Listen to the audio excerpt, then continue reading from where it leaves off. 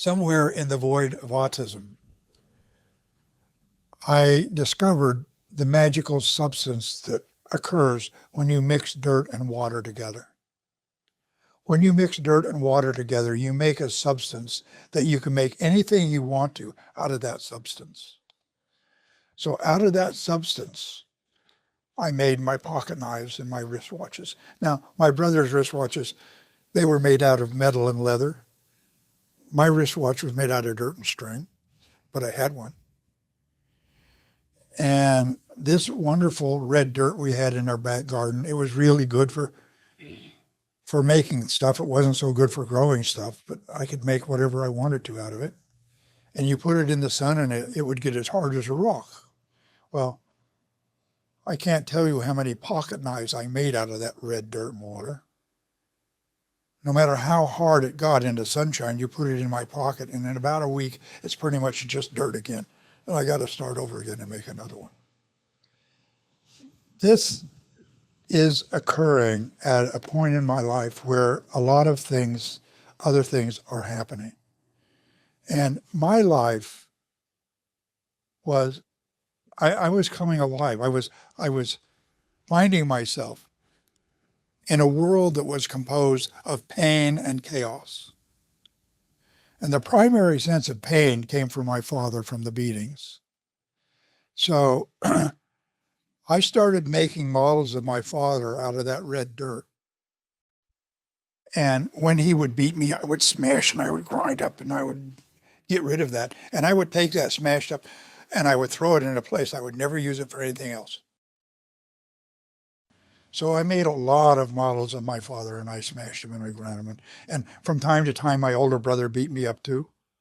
I don't think he ever broke any of my bones, but I made models of him and I smashed them and I grind them and threw them away.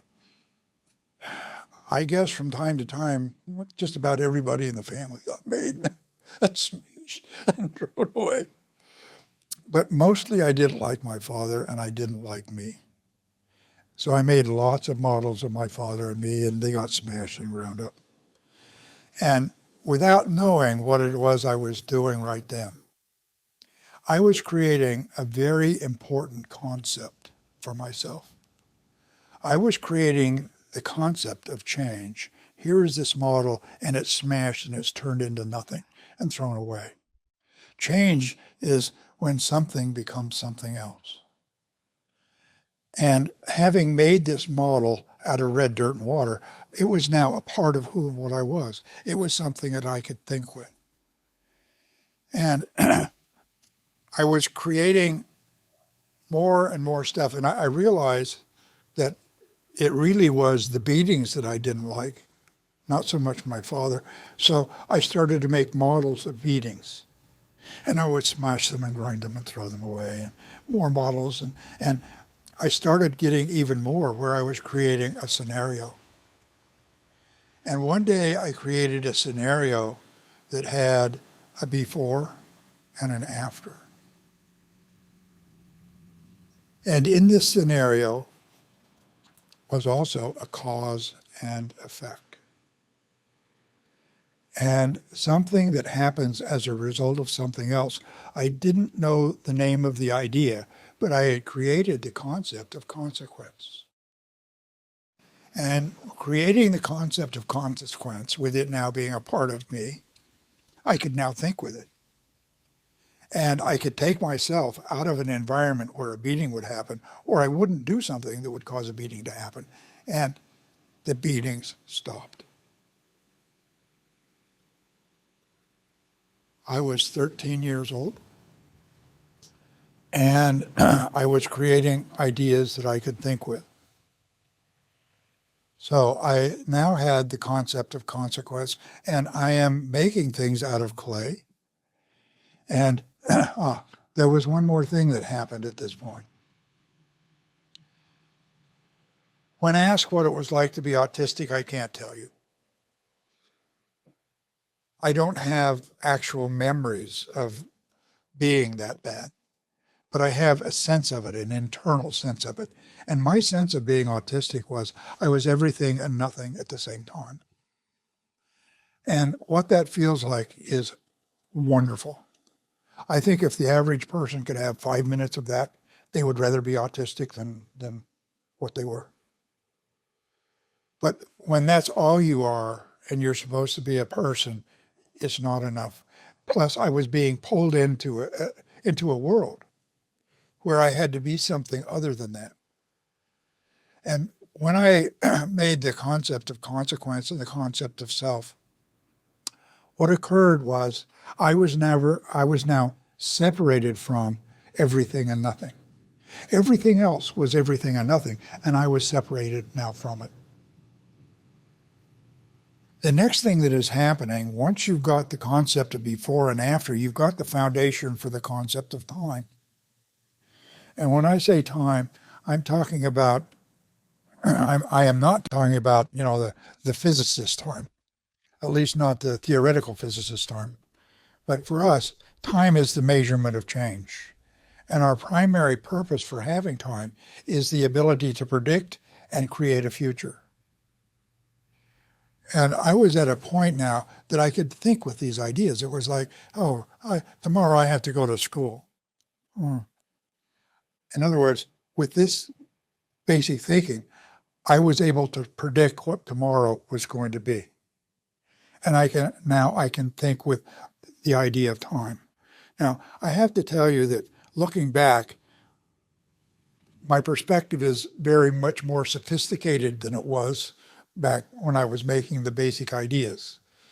But by having the basic ideas, I had something better than the complex one. I had something that I could really work with and think with. And now that we have this idea of time, and things are always changing. In other words, I can't think with just one of these ideas that includes all of the ideas. The next idea was the way things follow each other, one after another. Things follow each other in time. But that's not the only way things can follow each other. Things can follow each other in size, or in amount, or in an arbitrary order, like ABC or 1, 2, 3. And things can also follow each other in importance. And I'm making these ideas, and I'm now thinking with these ideas, and what happened in my universe is now the everything that nothing was is now separated into its individual little pieces. And the world is composed of individual little pieces that aren't even related to each other. And every one of these little pieces fits within what I already know. Every one of these little pieces used to be something else. Now it's this, and in the future it's going to be something else. Because everything that exists is a consequence of what has existed before. And I'm able to think with this idea. And things are now separate, and I'm looking at them, and I'm looking at the idea of things and existing, and I'm realizing that in order for something to exist in our universe, there has to be a place for it in this universe to exist. If there isn't a place for it to exist, it can't be here. So it first has to have a place that it can exist in, and not only that, it has to be in that place. Because if it was someplace else, it wouldn't be in the right place. So it would be wrong, okay? So not only does it have to have a place, it has to have a position. And everything that exists in its own time continuum. It has a beginning and it will have an end. And where it is within its own time continuum is its condition. So in order for something to exist, it has to have also a condition. And when something is in its proper place, in its proper position, and in its proper condition, it is in order. If any one of those three things is missing, it is now in disorder. And with this, something else changed in my universe. Having this knowledge, I could create order. I could put something in its proper place, in its proper position, and if I had to, I could fix its condition. In other words, I could establish order. Order is the natural enemy of chaos. And when I could create order, most of the chaos went out of my universe. I was 17 years old at that point. And at the age of 17, the first week of June of 1960, I got my first IQ test. Now, how you can test the IQ of someone who can't read or write and who doesn't speak coherently, I don't know. It took a week for them to do it, all day, every day. And at the end, they told my mother that I wasn't an uneducatable retardation. I was actually a genius. I scored 137 points on our IQ test.